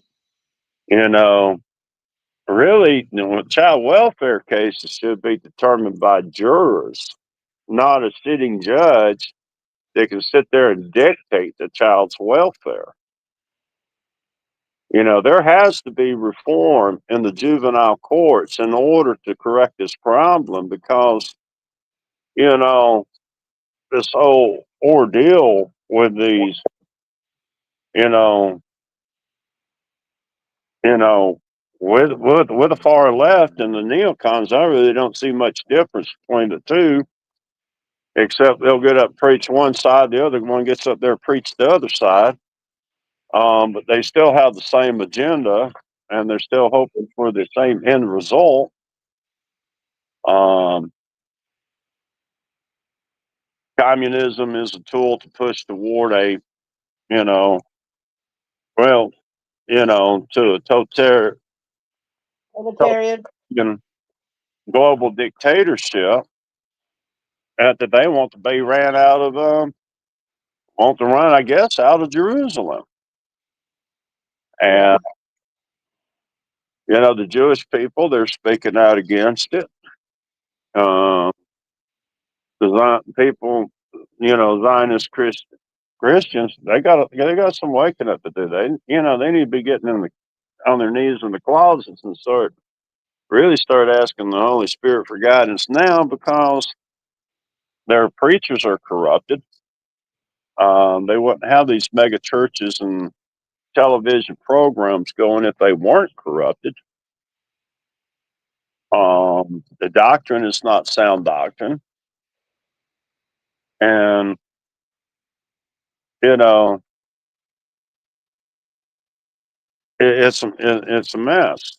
We did have a nation um, that was on its way to becoming a constitutional republic until the Europeans decided they want to come over here and make it what they wanted to make it. Right. Um, And now we got a lot of Muslims, like in southern, in Texas, that's trying to do it under Sharia law. And I think I can't remember what part of that is, and that's going on in Canada as well at the present time. well, when you understand, I was finally broke down yesterday evening, and I actually got to listen to one of Adolf Hitler's speeches. Because I never was told what his speeches consisted of when I was growing up, other than he was this evil leader. And I'm not going to sit here and condone anything that he did, Right. with exception to his stance against pedophilia. And then, well, that's kind of actually moronic because my mom was for him, but was also for pedophilia and selling kids. So it's kind of weird how if he was really against pedophilia for her to be, because she was 100% diehard Hitler for Yeah. Hitler. So Well, um, Well, he spoke out against the clergy. He spoke out against others in the community, and you know, so he spoke out against you know the clergy being involved. But that doesn't mean that he didn't support it. He was, he gave great speeches Right. in order to gain the support of the German people. But Well, on how the other hand, you know, um, you know, they all want they all want to rule the world, and that's a problem. Everybody wants to rule the world. power, power The and world control. cannot be ruled by just you know one dictator or a particular group and still secure their kingdom in the world, because if it's anything like what I was told, there was no longer going to be jurors, juries, um, independent judges. One judge. It was going to be a panel of judges, like you have in countries like Peru. Um, Oh, they still call it democracy. Democracy, they'll go out here and call anything a democracy. You know, uh, but the United States was not established as a democracy, but a constitutional republic. right. Because the founding fathers feared that a democracy, the rule of the mob, would deprive individual God-given liberty. So, um, it's going to take some waking up. It's these, you know, coalitions uh, to legislate um, stiffer penalties for government officials and law enforcement whenever charged and convicted with such offenses, that they will not stand a chance of seeing the light of day getting out of prison, since the U.S. Supreme Court has blocked the death penalties for child rape. Um, That's horrible when we go and so I think there was somewhere they're like we should be able to overrule the Supreme Court on that because we should have more say so what's going on in the state. Because if these people, these pedophiles, are going ahead and raping our kids, it's bad enough that they're violating them like this, and then they're going ahead and torturing and murdering, and yet they keep getting away with it. Did you get slapped on the wrist? You seen people that's got more jail time when they're um, doing drugs than when you're messing with a child. Have you noticed that? mhm. Well, what people need to do right now is they need to contact um, their local state representatives and tell them what they want proposed. Um, and really, a coalition, can draft up the petitions. Any local news agency will show up at a gathering of at least 6 people that are petitioning for something. The local news stations will show up and cover it. This is what I found out in 2005 with the rallies at the Marietta Square in Georgia State Capitol. Was we Is that pushed? when you did that coalition and you was in that newspaper article?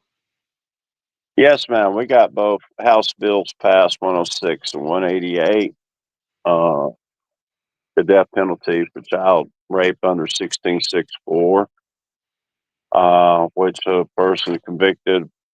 We wanted to go for 12 and under, but the South Carolina and Florida Coalition for Child Rights got involved and wanted all 3 states to have um, less than 10 years of age instead of 12. So, uh, if you're convicted of victimizing a child less than 10 years of age, um, you can receive a life sentence to serve the minimum 25 years to the door.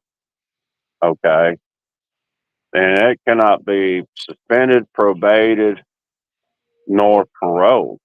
It's 25 years to the door, plain and simple.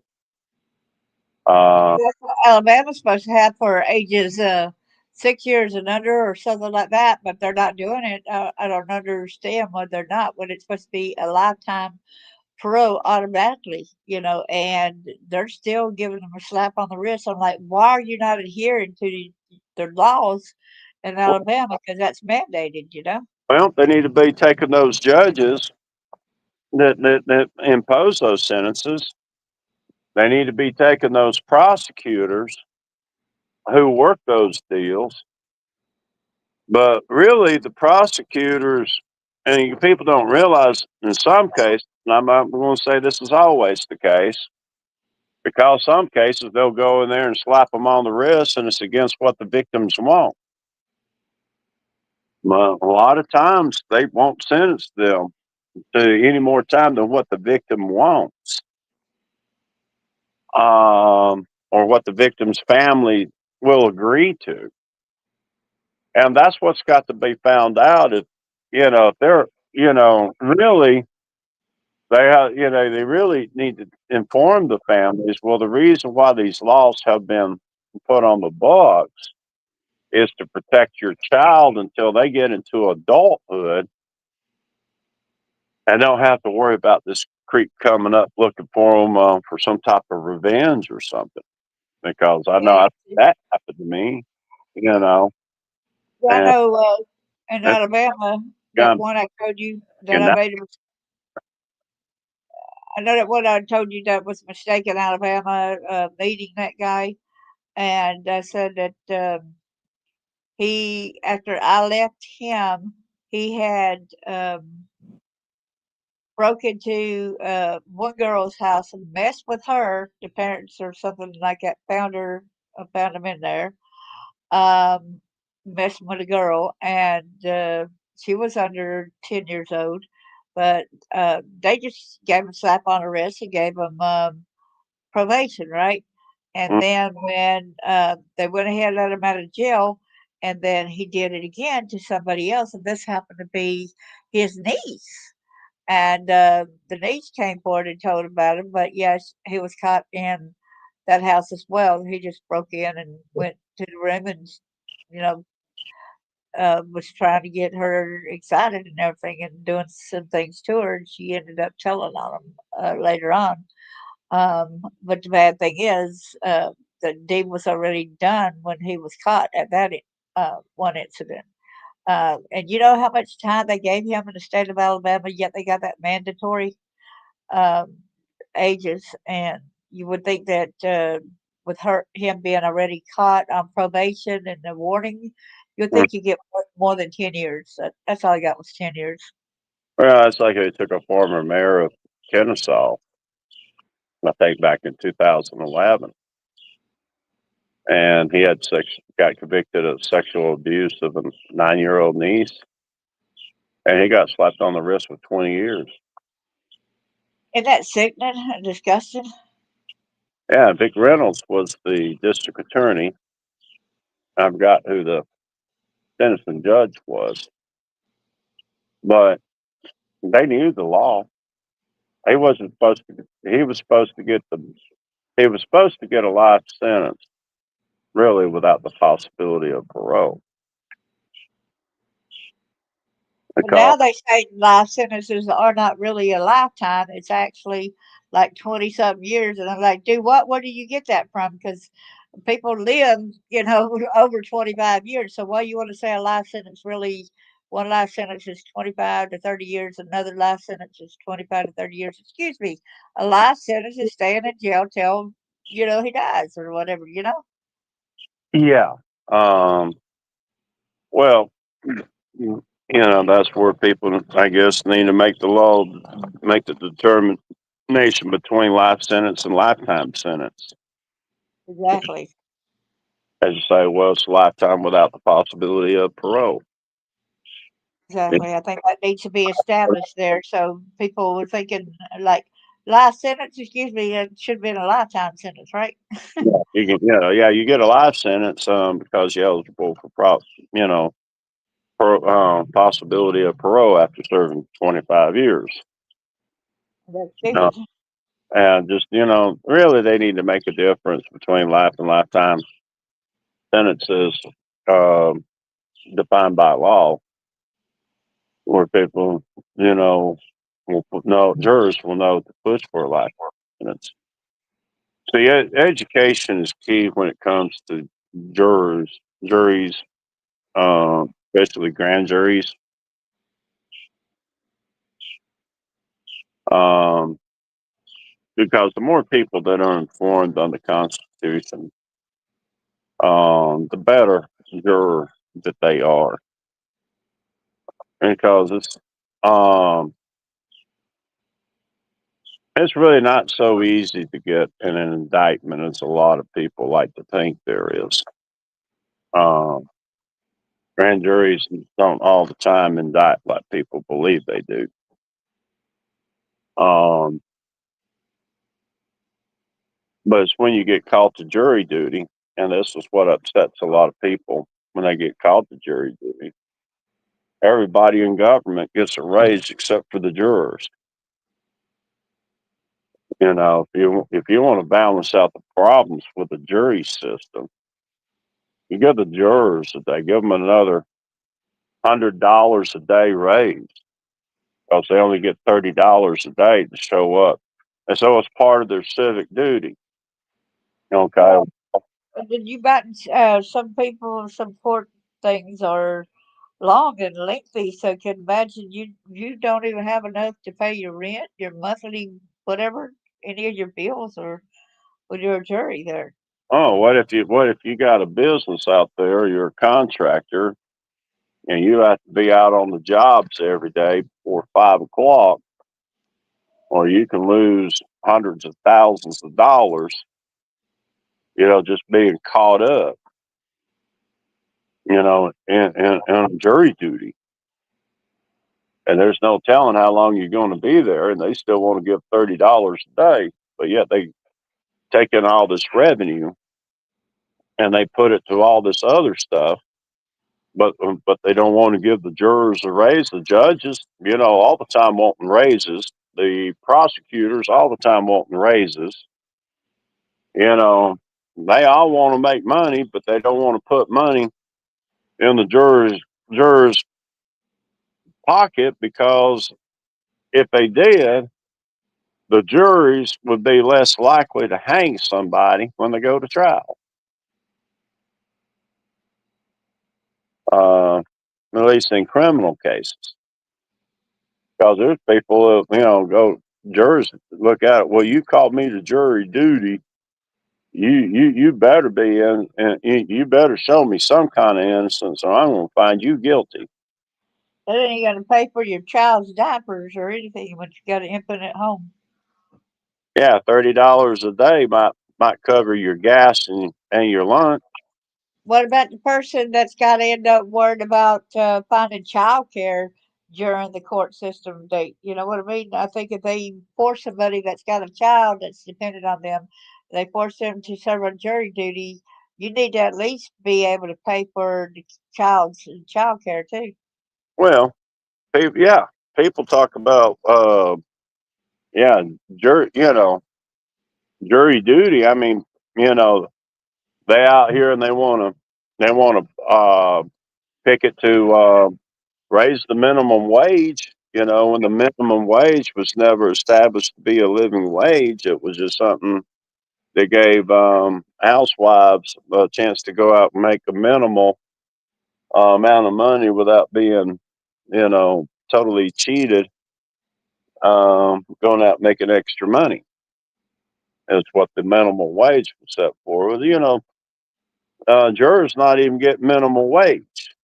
but yet they're being called to jury duty. Right. Um, and nobody wants to go to jury duty because of it. Well, that's more of a reason get these coalitions going and cover these issues because they don't think their county's got the budget. Horse crap. Counties always have got a budget.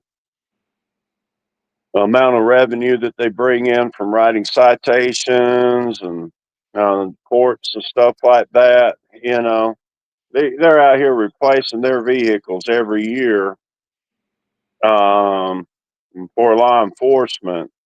Believe me, they could be replacing those vehicles every 2 or 3 years and still afford to pay people a decent wage for showing up for jury duty. Well, I appreciate you coming in. $30 a day crap. It's for the birds. Right. And American people, they just don't ever think of it. Just know whenever they get that notice in the mail, they're like, "Oh my gosh, how can I get out of being called to jury duty?" Right. Well, Because they uh, know they're not going to be able to provide for their family if they go to jury duty, you know? yeah, they need to be worried more about how much are they going to get paid if they get stuck in jury duty? Is what they need. Exactly. Uh, because if you say something to get out of it and they catch you for lying to get out of it, you can be in hot water. Yeah. Yeah, contempt of court or whatever. So, your best thing to do is pick it for raises. Or person go to jury duty, then yeah, at least get minimum wage. You know, when they go, if they're there for 4 hours, you know, and it's $15, they get $60. So their entire eight hour day, they need to get paid. Everybody else gets paid, well, except for me, but that's neither here nor there. But Yeah. uh, when you go out and work, you deserve to get paid. I have So, to say I get paid weekly, very weekly. but that's what the people need to be concerned about right now: accountability. It should not matter who they are in government position. If they're a prosecutor or judge or, um, you know, even if they're a CEO, you know, providing 5,000 jobs. If they're guilty, they're guilty. No amount of money, no position, and should hinder someone from being brought to justice for the crimes that they commit against humanity. And child sexual abuse is a crime against humanity. It, it kills the soul of innocent. It, most of the time, confuses the child. Um, some cases makes the child subjected to more and worse abuse. It's just, Oh, yeah. you know, it really is worthy of the death penalty. But, you know, there are just some families out there that they got the wrong attitude about forgiveness.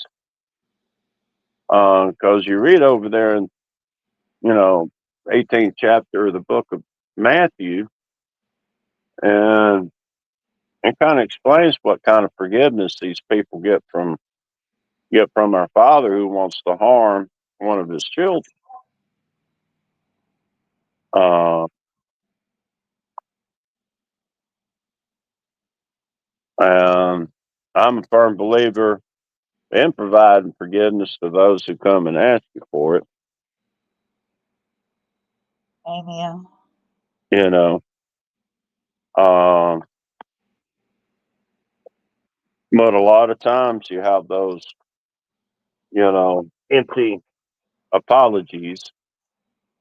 That is just to, you know, put on a show out of people.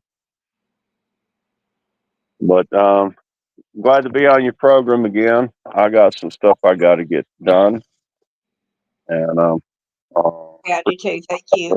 I appreciate you coming in and supporting and explaining this a little bit further in y'all's terms, you and Eric Kiss both.